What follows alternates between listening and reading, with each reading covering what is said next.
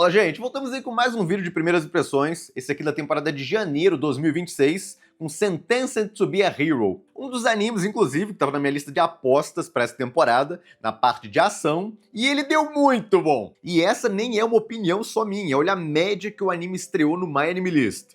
Como sempre, não se esqueça de dar aquele like, se inscrever no canal caso você goste do vídeo, e vamos lá! Em resumo, a história é sobre um cara que foi condenado a ser um herói, que é pior que pena de morte nesse mundo. A história tem aquela pegada medieval com fantasia, e já explica logo no começo por que é tão ruim ser um herói nesse mundo. Você basicamente é jogado no campo de batalha, na linha de frente, para auxiliar o exército na luta deles contra os demônios, e caso você morra, eles te ressuscitam e te mandam de volta para lá.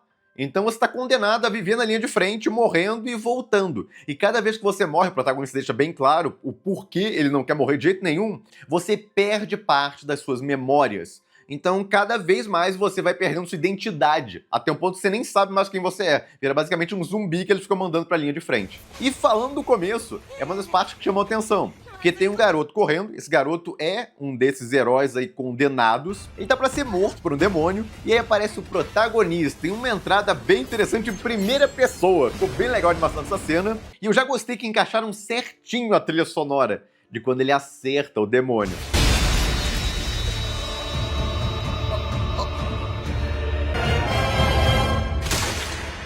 Começou muito bem, causa um impacto positivo aí, boa animação, boa direção, bom uso de trilha sonora. É um começo que já chama atenção. Não precisa daquela entrada lentinha, cheia de explicação. Inclusive, isso aí é um outro elogio que eu quero fazer. Eles explicaram um pouquinho do mundo, mas sem ficar forçado. Como é que é forçado? Bom, aparece um textão na tela te explicando todo o beabá do mundo, as regras. É quase alguém te dando tutorial de um jogo. Caso contrário, você tem que fazer isso aí. Basicamente, os personagens têm que conversar e, de uma forma natural, eles têm que te explicar o mundo. Isso é mais complicado de você fazer sem suar, no caso, sem lógica, já que eles estão naquele mundo, eles deveriam entender daquele mundo. Você consegue justificar o porquê os personagens estão falando de coisas que deveriam ser óbvias para eles, mas tem que ser bem feito. Pelo que falam aí, na novel, não é tão bem feito, não.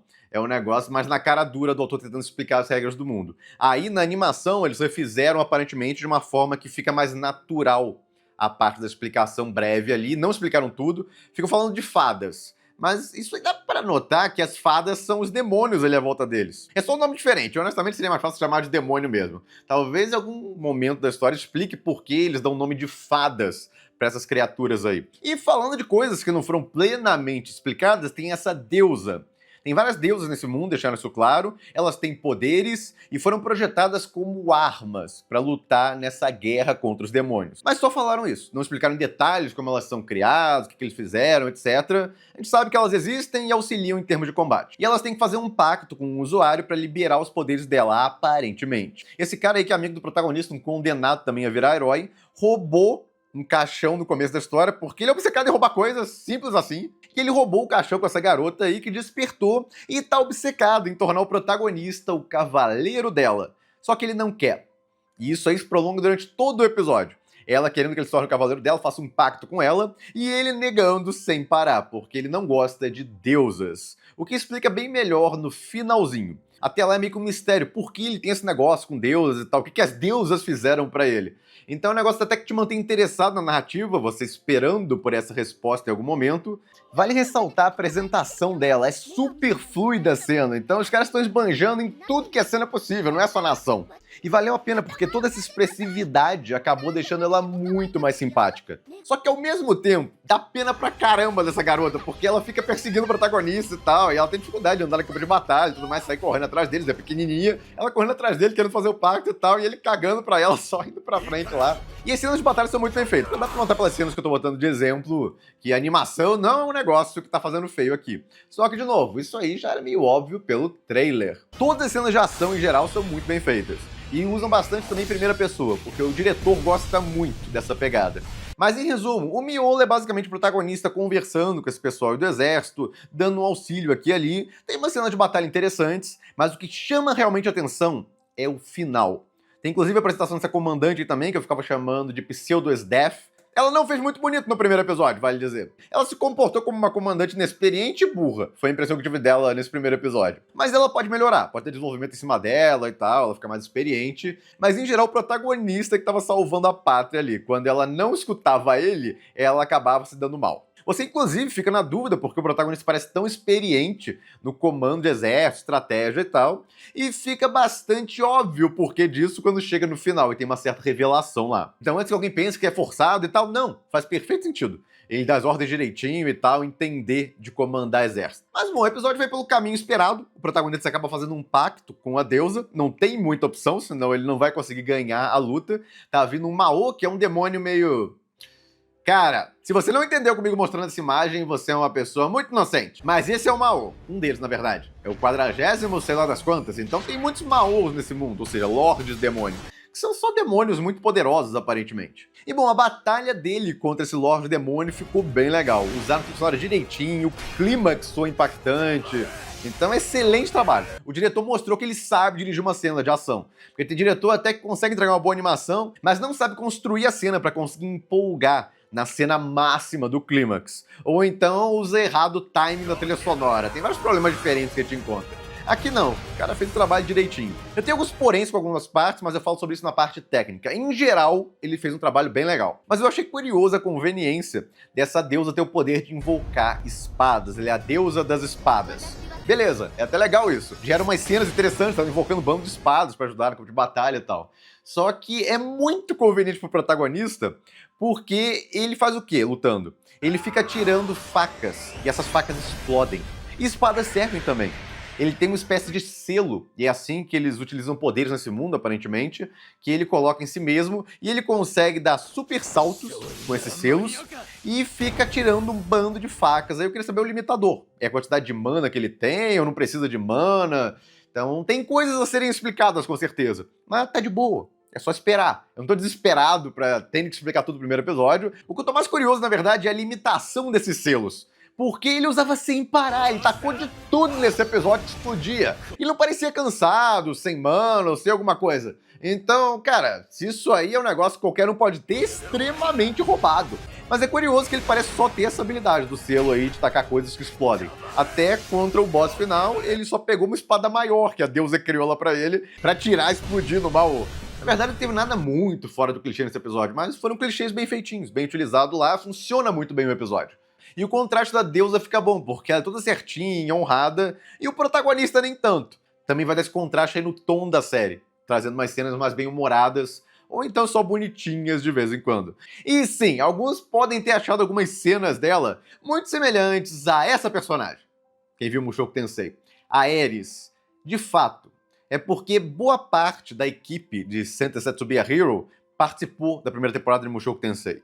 E embora o design de personagem não seja o mesmo, eles trouxeram algumas coisas, tá? Movimentação, alguns trejeitos que de fato lembram bastante algumas movimentações da Ares. E até o design, se você trocar as cores de cabelo, funciona também. Ficou curioso isso. Caso alguém tenha reparado nisso, ficado, ué, por que eu tô pensando na Ares de Mushoku Tensei? Não foi só você. Inclusive, um clichê famoso dessas obras é que essas deusas nanicas costumam ter uma forma adulta, onde elas liberam completamente os poderes dela. Não sei se vai ser o caso aqui. Inclusive, falando em forma adulta, a Ares de Mushoku Tensei tá voltando em forma adulta nessa próxima temporada também. Mas bom, enquanto esse parece o final do episódio, tem mais uma parte que é muito interessante, que é quando o protagonista foi condenado a esse negócio aí de se tornar um herói. A gente vê o julgamento dele, e fica muito óbvio que armaram pra ele. Ele era um líder de esquadrão que tinha um pacto com uma deusa, inclusive por ele ser um capitão que liderava lá o exército, ele saiu muito bem anteriormente dando dicas lá pra Pseudo-Esdeath. Ele foi obrigado a matar a deusa que fez um pacto com ele, porque ela perdeu todos os poderes defendendo o exército e foi contaminada. Então ela ia se transformar num demônio muito poderoso lá, que ia fazer um estrago, e a única solução para impedir isso era matar ela. Então ele de fato matou ela, mas não foi por crueldade, porque quis, é porque ele não tinha opção. E aquele negócio dele de odiar deusas, aí era meio que uma bait, eu diria. Porque não é exatamente odiar, Mas ele não queria fazer um pacto de novo com uma deusa porque trouxe muitos problemas pra ele no passado. E ele não queria sofrer de novo, tendo que matar a outra. Então ele odiar deusas é uma colocação meio errada, eu diria. Mas beleza, se deixa interessado, esse que é o ponto. E você entende as justificativas no final. O problema é que esse pessoal aí que tá julgando ele não aceita justificativas. Dizendo que aquele negócio das deusas se transformarem é mentira, aquilo não existe. Ou seja, tem todo o ocultamento dessas informações que eles não querem que se espalhe, e quem fala contra tá errado, tá mentindo, e condenaram ele de graça por causa disso. Ou seja, foi armado pra ele. A situação do ataque sobre ele também, ele comenta que não chegou os reforços que tinham prometidos, o bando de informações estavam errados, ele teve que improvisar, e eles falam que não, tava tudo certo, ele tomou um bando de decisão errada, é tudo culpa dele. Ou seja, alguém armou aquela situação toda pra ele lá, a gente não sabe por quê, por que motivo, e queria ali que ele fosse condenado. Tava tudo pronto, já armado pra isso acontecer. Ou talvez o plano fosse matar ele mesmo, no caso no campo de batalha lá, mas ele acabou sobrevivendo. E aí condenaram ele pra se livrar dele. Mas deram a entender que esse pessoal que julgou ele é um bando de corrupto aí que tava armando pra ele. E aí vem outro ponto bem interessante da história, a motivação do protagonista. Porque senão ele seria só um cara que ficaria auxiliando gente no campo de batalha. Não é tão interessante. Já no primeiro episódio legal, impactante, mas todo episódio assim não seria tão interessante. Então a gente descobre que tem um outro motivador, a vingança. Ele diz que vai matar todo mundo que armou pra ele. Inclusive, quem armou pra ele também foi o responsável por ele ser obrigado a matar a deusa, já que ela usou todos os poderes lá pra deter os demônios lá da situação que eles se meteram e acabou tendo que ser morta por isso. Então a vingança nem é só por ele, é pelas outras pessoas também que morreram no processo. A questão é que isso dá um plus a mais, você quer ver essa vingança ser executada. E essa parte final que te dá a empatia necessária com o protagonista, vendo ele ser injustiçado lá, pra querer ver mais da história. Pelo menos foi assim comigo. Eu tava achando legal, até o clima achei bacana, mas foi esse trechinho final do julgamento que, agora eu tô muito curioso pro próximo episódio. Aparentemente, tanto o diretor quanto o roteirista pensaram a mesma coisa, que terminar nessa parte seria bem relevante, e até por isso fizeram essa montagem pra ter 1 hora de primeiro episódio. Aí eles conseguiam mostrar um clímax de ação muito legal pra chamar a atenção, ao mesmo tempo que chegava nessa cena aí e você ficava curioso pro que vem a seguir. Se fosse só um episódio normal, de 20 e poucos minutos, a gente não teria uma finalização tão interessante. Seria o primeiro episódio, foi bonzinho, bem animado, mas é isso. Não te deixa tão interessado nos personagens, não entrega um grande clímax, esse finalzinho aí do julgamento. E isso é muito importante, tem mais de 60 animes por temporada atualmente. Então, se você não tentar alguma coisa pra se destacar, não tentar impressionar logo no primeiro episódio, achar que o pessoal vai ter paciência de fazer o teste dos 3 episódios, ou até mais, até a trama ficar interessante, você vai ser ignorado na temporada. Porque tem anime demais saindo. Inclusive, essa temporada ainda tá lotada de continuações mega populares. Então, se você não fizer alguma coisa pra se destacar no primeiro episódio, já era praticamente. E eles fizeram aqui. Então, muito bom, ótimas decisões aí. A parte técnica, alguns devem ter notado, até pelas cenas que eu mostrei aqui, o anime tem um visual que lembra aqueles animes da década de 90. Alguns vão achar isso legal e outros não, é questão de gosto. Os designs têm um nível de detalhamento ok, nada absurdo, muito impressionante. O que chama mais atenção é a fluidez. Tem cena fluida sem parar. E muito bem animadas, coreografia legal também, então isso aí, nada a reclamar. A parte de fluidez realmente entregaram muito. A trilha sonora, embora eu não tenha achado fantástica, também fez um bom trabalho, complementou bem as cenas, chamou atenção na cena do começo e na cena do clímax, principalmente, que era importante fazer isso. Competente e bem usada, como eu colocaria. A única coisa que eu não gostei foi alguns enquadramentos de lado que eles fazem nos personagens, que fica meio estranho. Tem uns exemplos aí pra vocês. Até funciona em cenas mais próximas como essa, mas em cenas mais distantes fica esquisito, porque fica muito simplificado os designs. Uma outra coisa que me chamou a atenção foi essa cena aí. Dava pra ter feito um negócio mais legal. Se vocês notarem, ele pega e dá um close direto no olho do personagem. Ele poderia ter feito uma aproximação lenta. Seria um pouquinho mais trabalhoso em termos de animação, mas nada absurdo. Mas se ele fosse aproximando lentamente até os olhos do protagonista, e aí depois entrasse na pupila dele, e aí entrasse os créditos, cara, ficaria tão mais legal essa cena. Ao invés desse corte seco, entendeu? Botaram na cara dele, depois um corte seco pro olho. Se ele fosse aproximando enquanto ele fala ou pensa mais precisamente que vai matar todos eles, até que entra na pupila dele, e aí entra os créditos, porque fica tudo escuro depois que entra na pupila, cara, ficaria tão legal esse efeito. E não, essa ideia não é super inovadora. Isso eu já vi em filmes, até em alguns animes, eu acho que eu já vi fazerem isso, e combinava perfeitamente com essa cena. Daria um impacto ainda maior. E também ficaria mais elegante, uma forma de finalizar menos crua do jeito que eles fizeram aí. Sabe o curioso? O diretor usou 2 vezes a cena que eu falei, só que ao contrário, a câmera saindo de dentro do olho dos personagens. Aí nessa cena, que era só fazer o inverso, a câmera aproximar do olho do personagem, aí ele acabou não usando. Curioso isso. Não tem uns detalhezinhos aqui e ali, mas como um todo, muito legal o episódio, muito bem feito. Alguns reclamaram da computação gráfica que usaram em vários demônios, mas olha, não me incomodou. Eu achei que mesclou muito bem, não causou aquela impressão chata de ficar parecendo que eles estão lutando contra robôs, que é um dos problemas aí de você usar computação gráfica em monstros. Então até a computação gráfica conseguiram emendar legal lá com a animação 2D, ficou bacana. Eu particularmente não vi problema nela. E só pra não deixar muita gente confusa, a maioria das cenas de monstros nesse episódio foi feita em 2D, isso aí é 2D.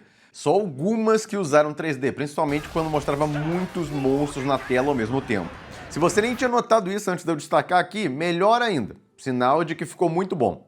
Considerando que essa é a estreia desse diretor como diretor geral de uma série, caramba, ele começou impressionando bastante. Eu só peguei uns detalhes pequenos aqui pra não dizer que não tem nada que eu não acharia que dava pra fazer melhor. Até tem, não é aquele episódio perfeito, mas é um ótimo primeiro episódio. E com certeza indico aí a darem uma chance. E por último, uma informação bem importante, porque muita gente vai se confundir com isso. Esse anime teve uma pré-estreia no sábado. O dia normal dele sair a partir de agora vai ser na quinta-feira. E ele só vai sair o episódio 2, dia 14. E a partir daí vai continuar saindo semanalmente normal. Mas esse episódio que a gente viu aí tá no dia da semana errado porque foi uma pré-estreia. Então, caso você esteja esperando o episódio 2 pro próximo sábado, não vai sair. Você vai ter que esperar até quinta-feira, dia 14 de janeiro, e a partir daí deve continuar saindo normal toda quinta-feira, beleza? Bom, gente, é isso. Comentem o que vocês acharam dessa estreia, e eu fico por aqui. Se gostaram do vídeo, dê um like, se inscreva no canal que não é inscrito ainda, e quem puder, apoie o canal virando membro. Você ganha vídeos extras toda semana, já tem mais de 1000 vídeos extras de membro acumulados, e você ainda ganha acesso ao chat exclusivo dos membros no Discord, a partir do nível Plus, onde você ganha acesso a mim o dia inteiro, e uma comunidade muito legal de membros, porque você pode bater papo ou tirar dúvidas, e quem já é membro, muito obrigado aí pelo apoio de vocês. E aí, gente, fico por aqui, e eu vejo vocês no próximo vídeo.